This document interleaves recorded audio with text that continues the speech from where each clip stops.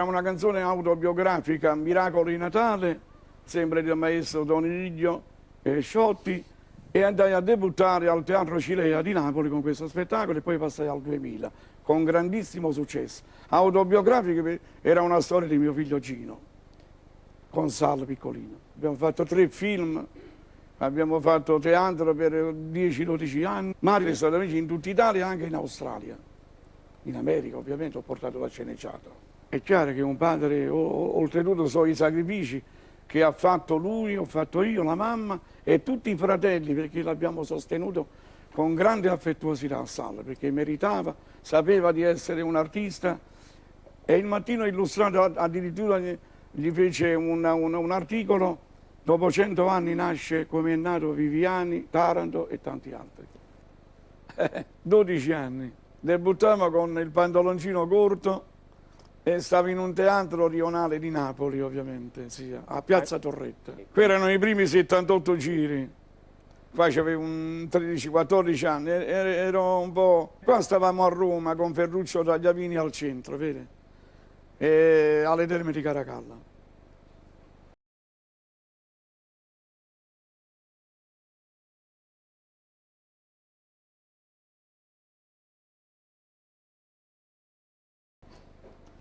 Qua mi sono sposato nel 62 con mia moglie alla chiesa di Piedigrotta, dove abito io. Qua con Domenico Modugno 1967, dove prendemmo l'Oscar della canzone italiana a Los Angeles. Broadway, Carnegie Hall con Mike Bongiorno, Festival di Napoli del 69. Con Solfitti quando ho vinto il Festival di Napoli nel 81 con la mamma. Roberto Muro, Franco Ricci, io e un altro amico mio che si chiamava Tonino, Mister X. Il grande Renato Carosone e un giovanattino che è Gigi D'Alessio, io mando un bel bacione a lui. Stavamo a Viva Napoli con Mike Buongiorno. Qua con Sal siamo a Hollywood, dove ci sono i famosi piedi e le mani dei grandi del cinema e del teatro e delle canzoni. È vero, credetemi, è accaduto di notte su di un ponte guardando l'acqua scura, con la dannata voglia di fare un tuffo giù. D'un tratto qualcuno alle mie spalle, forse un angelo vestito da passante, mi portò via dicendomi così: meraviglioso, ma come non ti accorgi di quanto il mondo sia meraviglioso, meraviglioso, perfino il tuo dolore potrà apparire poi meraviglioso. Ma guarda intorno a te, che doni ti hanno fatto, ti hanno inventato il mare. Tu dici non ho niente, ti sembra niente il sole, la vita, l'amore. Meraviglioso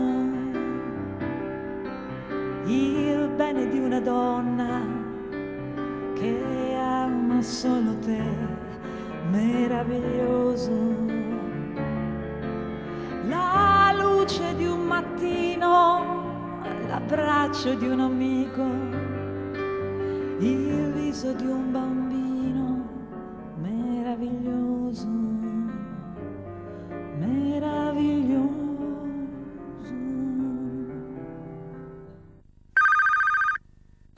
Niente, io sogno sempre, diciamo, dei cani che mi perseguitano, ma spesso succede questo.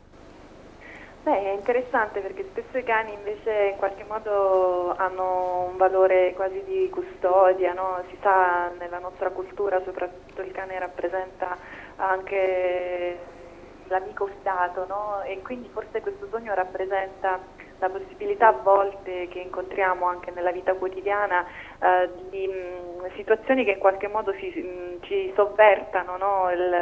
La nostra concezione anche dell'amicizia, della relazione. Probabilmente viviamo alcune situazioni con molta diffidenza perché evidentemente abbiamo incontrato, ci sono delle persone che in qualche modo ci hanno tradito, comunque si sono rivoltate contro, come spesso si dice, e quindi forse questo sogno rappresenta questa paura, la difficoltà a volte di fidarsi, di concepire il cane anche come un rappresentante così della fiducia riposta nell'animale e quindi anche nella relazione con l'altro. Ma spesso sogno cose che poi accadono. Allora, sono quelli che vengono definiti sogni premonitori in qualche modo, no? Sì. Si ha la sensazione nel sogno di vivere delle situazioni e poi durante la veglia nel quotidiano avvengono queste situazioni. Molte spiegazioni ci sono, io penso che abbia a che fare con una sensibilità particolare, con una sensibilità rispetto alle situazioni che poi nel sogno prende forma attraverso le immagini, per cui è possibile immaginare cose, relazioni, eventi che poi realmente accadono perché è come se si avesse la possibilità di mettere insieme quelle emozioni che alcune situazioni ci danno, che però non riusciamo a comprendere lì per lì a livello cosciente, no? E poi invece nel sogno si trasformano in immagini, per cui credo che sia questo il processo che sia in relazione a questo tipo di sogni.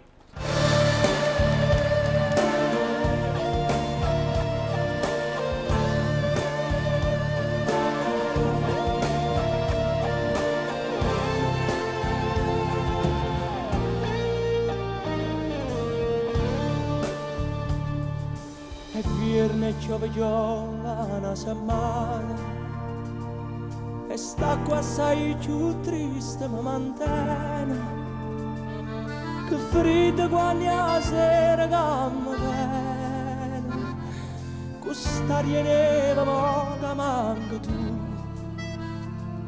sta fereva che manchessa mi abbandona sta fereva quella non si leva più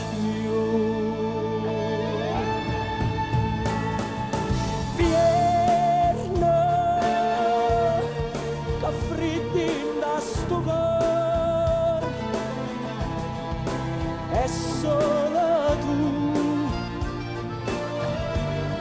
alla porta calore ti stai lontano e non ti fai vedere ti stai lontano e non ti curi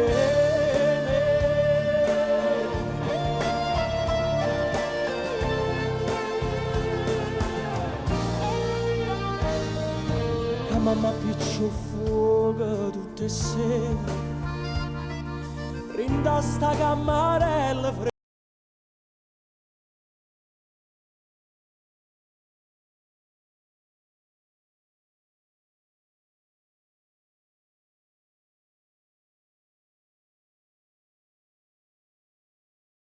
ed è scura ma che la picciaffa vecchia mia cara se non mi scarfa manca in braccio a te